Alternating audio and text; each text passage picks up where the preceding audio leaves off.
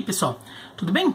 Bom, um dos temas, o tema mais forte da semana, porque coronavírus já é um tema forte ali de várias semanas, já virou um tema constante. Um tema específico dessa semana, nos últimos 10 dias, é a questão dos protestos de racismo que começaram nos Estados Unidos a partir da morte do George Floyd lá por uma ação da polícia de Minneapolis, e depois gerou uma onda de protestos nos Estados Unidos que se espalhou por outros lugares do mundo. E é claro que virou um tema de debate ali em muitos outros espaços, seja informalmente ali, redes sociais. As pessoas não estão se encontrando muito mais também, então não existe a mesa de bar neste momento, né? Seja nos programas de TV, nos jornalísticos, no programa de rádio, tudo. E nesta quarta-feira, a Globo News fez uma edição histórica do programa Em Pauta, em que botou profissionais negros, para discutirem a questão do racismo, né? Porque eles viveram e continuarão vivendo isso em muitos momentos. Então eles sempre vão trazer algo que, por mais que você se informe, se estude, você às vezes não vai ter como chegar até aquele ponto, se você que não viver isso, né? E a Globo News no dia anterior tinha botado o tema em discussão, racismo, e só com profissionais brancos. Então, até como resposta, botaram só com profissionais negros no dia seguinte. E chamou muita atenção ali, porque entre as várias coisas que foram levantadas, teve uma que acho que é especial, porque diz muito sobre o jornalismo esportivo que a gente vê no Brasil, os programas de noticiário e de debate, e que tem muito a ver com as coisas que você reclama, né, aí do outro lado, né? Você na frente da TV reclama, e muitas vezes reclama com razão, tá? Então vou chegar aí porque a diversidade, e não estou só falando de diversidade racial, diversidade em tudo quanto é possível, de tudo quanto é coisa possível, é saudável por uma empresa, e no caso uma empresa jornalística é saudável para o produto final. Tá? Eu não estou nem pegando a questão social de se dar oportunidades a minorias, porque isso daí é uma questão, para mim, soa óbvia. E também não estou querendo falar em cota, tudo. Falando assim, é bom comercialmente para a empresa, tá? Então é bom alimentar isso, e isso é muito mais discutido do que as pessoas pensam no dia a dia, pelo menos nas redações em que eu trabalhei, isso já foi várias vezes discutido, e já foi implementado de uma forma ou de outra, às vezes com mais ou menos sucesso, tá? E eu já trabalhei em várias redações e conheço ainda mais outras em que eu não trabalhei, mas conheço o dia a dia dessas redações, tá? Então eu tô falando como um geral em todo, para não pensar, tá falando dessa ou daquela, tudo sei lá o que, entendeu? Na verdade, a redação que eu posso falar que foi mais diversa que eu trabalhei, nos diversos aspectos que eu vou mencionar aqui, era a redação da Nova Escola, site de educação, mas nem vou falar de educação aqui porque eu tô falando de jornalismo esportivo, tá? Bom, o que vocês reclamam tanto muitas vezes? Bairrismo é uma delas, não é? Bairrismo é uma coisa, imprensa bairrista, ou imprensa só olha para os mesmos clubes. Diversidade tem a ver com isso, tá? Diversidade tem a ver com isso.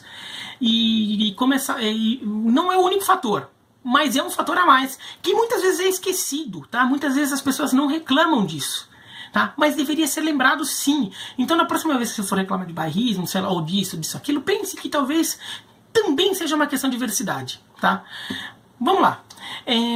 Por exemplo, por que é importante ter pessoas das mais diferentes experiências pessoais, diferentes origens econômicas, étnicas, geográficas ali num ambiente de trabalho, no caso uma redação esportiva? Porque são pessoas que vão trazer diferentes pontos de vista. Se você pega todo mundo que é mais ou menos do mesmo grupo social, vai ter diferentes pontos de vista, mas muitas questões vão convergir e visões fora daquele universo não serão vistas. Por exemplo, em geral, redações aqui em São Paulo, por exemplo, tem muito classe média de São Paulo, tá? Então, às vezes chega essa limitação, e muitas vezes você reclama, tem a ver com isso, tá? Então, eu vou falar agora algumas minorias, mas assim, não são questões ali, que não é exatamente minoria, na verdade, tá? Desculpa a falta de um termo melhor aqui nesse momento.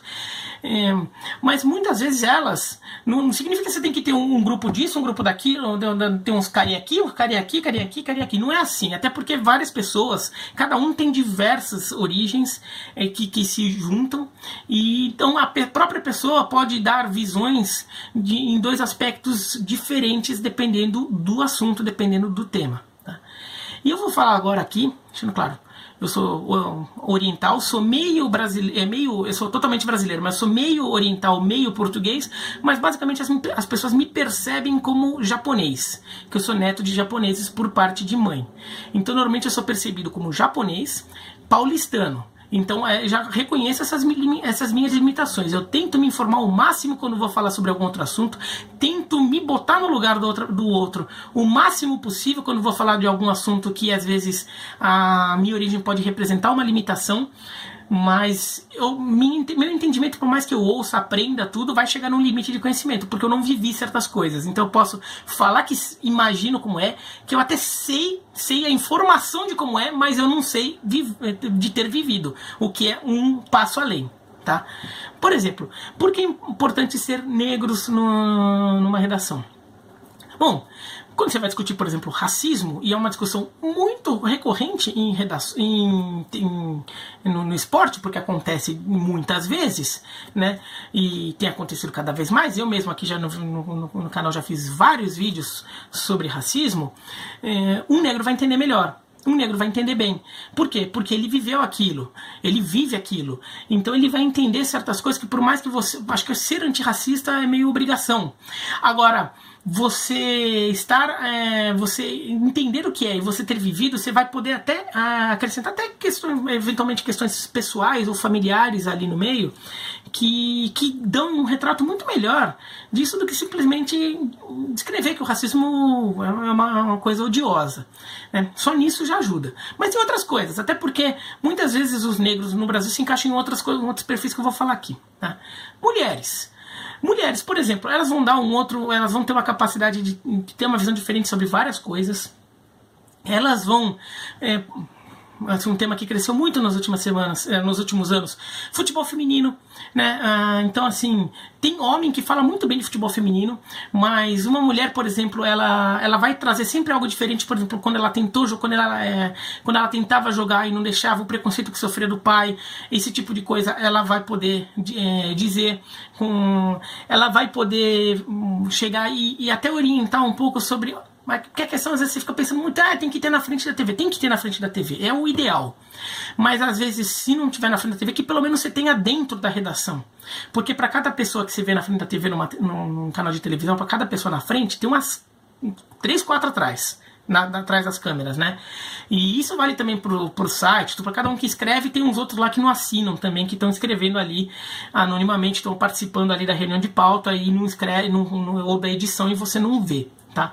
Então, mas assim, estar lá já é melhor. Na frente da câmera ou com o computador na mão lá para assinar, melhor. Mas se não tiver, já é alguma coisa. Por quê? Porque vai poder falar, por esse lado não. Vocês estão querendo fazer debate por aqui, esse debate não existe. Cara. Esse debate aqui, o público do futebol feminino vai odiar, e quem não é do futebol feminino não vai aprender nada, não vai ajudar em nada isso aqui, porque não é o que a pessoa quer saber também. Tá? Isso aqui já foi discutido muito, é mó clichê, entendeu? Vocês que não acompanham futebol feminino não estão sabendo de nada, tudo. Isso acontece. Eu mesmo, quando gravo vídeos de futebol feminino, em geral, tento conversar com alguma amiga que acompanha mais de perto, falo o que eu tô pensando, pensei em gravar um comentário sobre isso, pensei em falar isso, aquilo. O que vocês acham? Tá ok? Tô comendo alguma bola, tô falando alguma besteira, tudo. Aí fala, não, isso aqui tá legal, isso aqui não é tão importante, não esquece de falar aquilo, tudo, pra tentar fazer um negócio mais legal. Tá? Eu tentando me entender dentro das minhas limitações, entender o outro lado. E eu comecei a gravar as lives justamente para intensificar essa oportunidade de mostrar os outros lados. E vou voltar a gravar mais lives. Faz tempo que eu não faço, mas vou voltar a fazer. Aí vamos chegar no bairrismo. Nordestino. Muitas vezes falam, o futebol do Nordeste não tem oportunidade. Muitas vezes, um dos motivos disso é falta de gente, falta de jornalista nordestino na redação. Porque esse cara vai poder chegar e mostrar o quanto determinado assunto às vezes é importante e a cabecinha do jornalista paulista, carioca, não tá vendo. Entendeu? Ele vai poder falar, não, isso aqui é importante sim, não pode deixar passar. Ou se você for falar do jogo tal, vai falar de como foi o Fortaleza São Paulo, fala do Fortaleza também, caramba, não fica só falando do São Paulo. Pô, você vai conquistar o público de lá, o cara vai ficar, o cara vai gostar pra caramba, tudo, você fica aí só falando. Se o cara na frente da câmera for nordestino e falar com sotaque nordestino, tudo, melhor ainda. Mas assim, só de ter alguém lá enchendo o saco pra você falar, já ajuda, já faz diferença. E claro que o ideal no mundo perfeito seria ter alguém, pessoas com toda a origem de todos os estados. Mas assim, e assim, o cearense é diferente do pernambucano, que é diferente do baiano, do alagoano. Mas alguns elementos existem em comum. Até falei muito disso na conversa com o Cássio Zirpoli, né, na live que eu fiz com ele 2h30, só falando de futebol do Nordeste. Que alguns elementos são comuns. Então o pernambucano, talvez ele nem saiba tão a fundo o que está rolando com Fortaleza e com o Ceará. Mas algumas questões ele vai saber porque são comuns ao futebol de Pernambuco, do Ceará, de Alagoas, do Rio Grande do Norte e da Bahia. Que dificuldade de conseguir um patrocínio, o quanto incomoda não ter atenção da imprensa, o quanto é difícil às vezes contratar um jogador, porque às vezes o cara prefere jogar no interior de São Paulo do que jogar no Nordeste, porque ele acha que vai aparecer mais na mídia, aí ele acha que vai ser melhor para ser vendido por um grande time de paulista ou carioca. Ele vai entender muitas dessas coisas, ele vai entender o quanto é difícil o dia a dia de você ter de logística de um time que fica lá no Nordeste, que são poucos times no brasileiro, então tem o sofrimento de deslocamentos ao longo de uma temporada, que quem está no sul, sudeste tem muito menos, porque são viagens mais curtas. Quem está lá vai entender já mais isso, vai conseguir colocar essas questões com muito mais clareza no debate. Então o bairrismo às vezes tem a ver, não é só com a falta de informação, às vezes com a falta de alguém que chegue lá e entenda, viva aquilo, viva o que se incomode com aquilo para cobrar, para dar com mais força. E daí eu falei do Nordeste agora, mas vamos aí, vale para outros centros, vale para Rio Grande do Sul, Paraná, Minas. Quanto mais gente de origens diferentes, melhor, porque alguém vai entender, por exemplo, o Grenal do último Grenal, né? O último Grenal lá antes do apocalipse da pandemia, né? O Grenal da Libertadores, o primeiro Grenal da Libertadores, tudo, que um jogo que foi muito bom, terminou em pancadaria. E muito gaúcho ficou pistola quando a imprensa do Sudeste ficou concentrando muito a análise desse jogo a briga. E não falou do jogo em si. E para muito gaúcho, a briga foi uma questão natural do quão tenso aquele jogo estava. E faz parte um pouco do folclore ali que gira em torno de um Grenal, de tudo que gira em torno daqui, que gira em torno deste Grenal de Libertadores. Então, se tivesse mais gaúchos por aí, e até tem muito gaúcho na imprensa de São Paulo, viu? Pelo menos nas redações de São Paulo tem muito gaúcho, tem muito.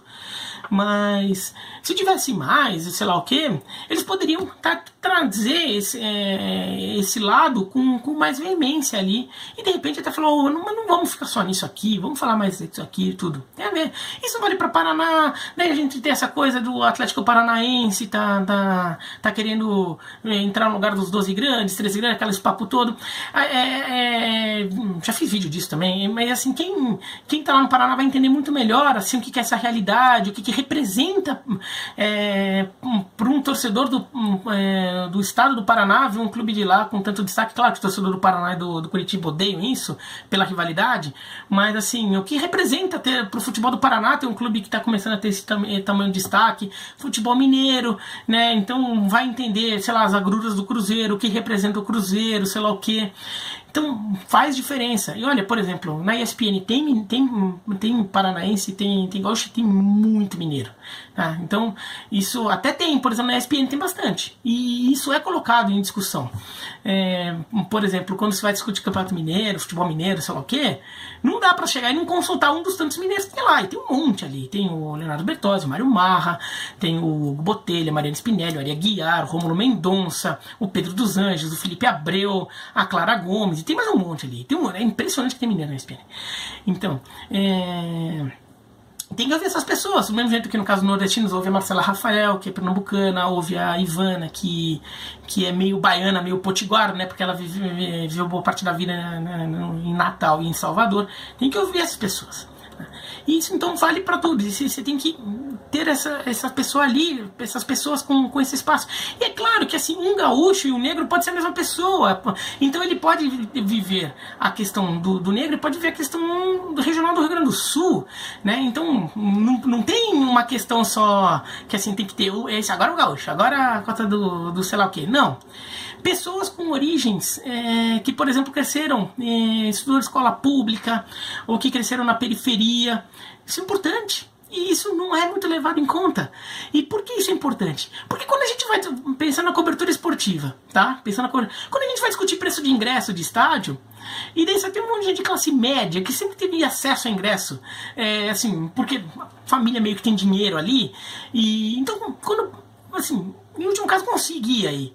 Agora, e alguém que na periferia que sabe o que era, porque agora o cara pode até ter virado um jornalista que tem um salário razoável ali, então consegue ter uma vida de classe média, num bairro de classe média, mas que na adolescência, quando tinha que ir pro jogo, ele não conseguia ir pro jogo, porque às vezes ele não conseguia voltar pra casa, porque era tarde pra caramba, porque era longe, porque não tinha ônibus à noite, entendeu? Ou porque o preço do ingresso, qual que é o impacto do preço do ingresso na vida do cara? O esforço que o cara tem que ter pra conseguir ir, né, nos jogos. Tem alguém, inclusive, por exemplo, que não é nem caso de periferia, mas tem alguém que tem uma outra experiência de torcedor, por exemplo, alguém que tenha sido até frequentador, não precisa ter sido membro, chefe, não, uma frequentadora de organizada. É um cara que vai entender a dinâmica da organizada muito melhor, mas também é um cara que vai entender também o que é do dia a dia. Ele vai entender, por exemplo, qual é a diferença do membro de organizada que fica participando de briga, sei lá, que é o membro de organizada que é só um torcedor ali que ele gosta daquele ambiente. Tá? Esse cara vai entender melhor, ou ele vai ter, pelo menos ele, em teoria, ele teria mais capacidade de entender isso, tá? Alguém que morou pelo menos numa periferia de grande cidade, ou até na região metropolitana, às vezes até em outra cidade, ele vai entender várias questões sobre transporte, logística, tudo que quem de repente tem a oportunidade de ir de carro para o estádio não precisou, ou se mora perto do estádio não precisou passar por isso. Então o cara vai entender muito melhor, ele vai poder entender sobre isso. Então, aliás, sobre o transporte também vale para a cobertura regional aí do bairrismo, que, por exemplo, alguém que vive numa determinada cidade vai saber por que certos estádios, por exemplo, lotam muito mais que outros, ou porque a torcida gosta mais de um estádio do que do outro, porque vai saber como é difícil ir para certos estádios, como é fácil para outro estádio. Isso é uma coisa que, às vezes, à distância você não tem tanta informação. Quem é de lá, já viveu isso, já teve que ir e voltar para jogo, vai saber muito melhor. Né? Então uma pessoa com origem na periferia, que tinha mais dinheiro contado no fim do mês, vai entender isso muito melhor. Ter gente assim é importante no ambiente de trabalho, é importante na redação, e enriquece o debate, enriquece o jornalismo esportivo. E você poderia, como parte do público, até de repente pedir por isso, ou quando aparecer alguém que se encaixa nesse perfil, valorizar esse cara, prestar atenção nele e dar atenção pra ele e de repente ajudar a ver se de repente, pô, esse cara fala o que eu penso. Porque às vezes você mora também na periferia, sabe que não dá pra ir de jogo, ele fala, não, mas tem um metrô, você fala, mas o metrô fecha, pô, mas não tem ônibus, você sabe o que é isso, entendeu? Então, você tem essa experiência e deve cobrar por ela. Entendeu? Então, isso vale para várias questões. Então, ter gente de origem diferente enriquece o ambiente de trabalho no geral, mas enriquece o jornalismo esportivo, melhora a qualidade. E daí não é questão de cota, sei lá o que, tá? Não estou falando disso. É questão de você ter um produto melhor para o seu público, entendeu? Nisso, às vezes vale até torcedor de time pequeno também, sabe? Até tem alguém que ali no meio que torce por um time pequeno, um time de interior, porque esse cara sabe qual é a agrura, mesmo que, que o assunto não seja o dele, ele sabe qual é a agrura, ele sabe qual que às vezes é a importância de um campeonato estadual, o quanto o campeonato estadual é importante para uma cidade interior, ele sabe às vezes a importância de repente ganhar um joguinho, assim, quando o time pequeno consegue aquela vitoriazinha na Copa do Brasil, naquela vitoriazinha no campeonato estadual ali, que faz a vida do cara. Ele vai saber como de repente um jogo que você consegue lotar um estádio contra um time grande, consegue às vezes fechar a conta do seu time no fim do ano, só num jogo. Claro que a gente tem essa informação, que um jogo fechou a conta do clube, mas ele que sente isso, que vive isso, como torcedor de um time pequeno, ele vai ter uma noção muito maior do que às vezes isso representa pro dia a dia desse clube pequeno. Então torcedor de clube pequeno também é uma questão importante. E até torcedor de time grande, que assim, o Brasil tem muito time grande, se tiver gente que torça para todos os times, dos 12, 14, sei lá, dos principais times do Brasil ali no meio, vai ser interessante também, porque é alguém que vai acompanhar com mais cuidado, alguém que vai entender, às vezes, certas questões que são simbólicas do clube, certas questões históricas, o quanto certas figuras representam, às vezes vai ter um histórico na memória muito mais vivo de algumas figuras que estão dentro daquele ambiente, até do ambiente político do clube, entendeu? Então, porque não dá para um jornalista saber tudo. Então, se você tiver vários ali, cada um com uma experiência diferente e que vai acumulando informações por causa disso, vai trazer tudo isso e você consegue ter uma cobertura esportiva muito mais rica, tá? Então é isso, eu acho que assim, várias dessas questões a gente encontra nas redações, mas talvez não tanto quanto deveria e talvez nem sempre encontra todas elas juntas no mesmo lugar. Tá? Mas eu acho que é uma coisa que, como jornalista, acho que defendo que isso aconteça, tá? E no caso aqui, por exemplo, vou falar aqui como oriental, por exemplo, até questões como, por exemplo, eu escrevi um texto no blog da ESPN, e vou até colocar aqui na descrição, só para se vocês verem de curiosidade, o que representou para mim, como japonês, como descendente japonês, ver a torcida do Botafogo lotar o Santos Dumont, lotar o Galeão para ficar recebendo Honda. Né? O que eu, como descendente japonês, como eu me senti feliz com aquilo, como eu me senti agradecido à torcida do Botafogo por ter feito aquilo, porque aquilo, para um japonês, é legal ver que um outro oriental, né, para um oriental é legal ver que um outro oriental está recebendo tanto reconhecimento no futebol, porque essa é uma área em que a gente fala racismo, tem, mas assim, não vou nem querer usar esse termo porque não criar briga, mas assim, é uma área em que não se vê muitas vezes não se vê o oriental como alguém no nível de igualdade, tanto que muitas vezes alguns de vocês aí, quando querem me xingar, muitas vezes só porque eu sou oriental e gordinho, falam que eu nunca joguei bola na vida, entendeu? É porque é o xingamento básico que se faz para oriental, é que nunca pegou na bola, só ficou na frente do videogame. E eu joguei muito mais bola do que joguei videogame na minha vida. Então isso é uma coisa que acontece. E, por exemplo, quando eu fiz uma edição do Futebol no Mundo, em que fui eu e o Alex Tseng, né, eu descendente japonês, o Alex Tseng descendente de taiwaneses, a gente fez, ou chineses, né, ele mesmo se diz, se coloca como chinês, chinês de Taiwan. A gente fez o programa junto, só nós dois no estúdio. Eu recebi mensagem de estudante de jornalismo, descendente de japonês, falando que ficou emocionado vendo aquilo. Emocionado vendo um programa de TV só com orientais ali na frente. Como aquilo deu força para ele ter esperança que ele vai encontrar um lugar para trabalhar dentro da imprensa esportiva. Entendeu? Então é importante ter sim essas pessoas, melhora a qualidade, e você como público tem que pedir isso, tem que cobrar isso, e tem que incentivar quando você vê que isso acontece. Porque não é só questão de cota disso, cota daquilo, é questão de melhorar a qualidade do produto que você está recebendo, tá bom? Então é isso, então se gostou, dá joinha, se não gostou, se inscreve no canal, clica no sininho para receber notificação. E escreve aqui embaixo falando, se você for de algum, você se vê subrepresentado muitas vezes, fala no que você se sente subrepresentado, o que te incomoda. Muitas das lives que eu fiz aí com o pessoal do Paraná, com o pessoal do Nordeste, tudo umas perguntas do Norte também que eu fiz, uma pergunta que eu fiz foi, o que você fica mais pistola quando você vê a imprensa do Sudeste falando? Fala você também, o que você fica mais pistola quando você vê a imprensa falando, mesmo que você seja do Sudeste, mas se sente subrepresentado, tá bom? Tchau!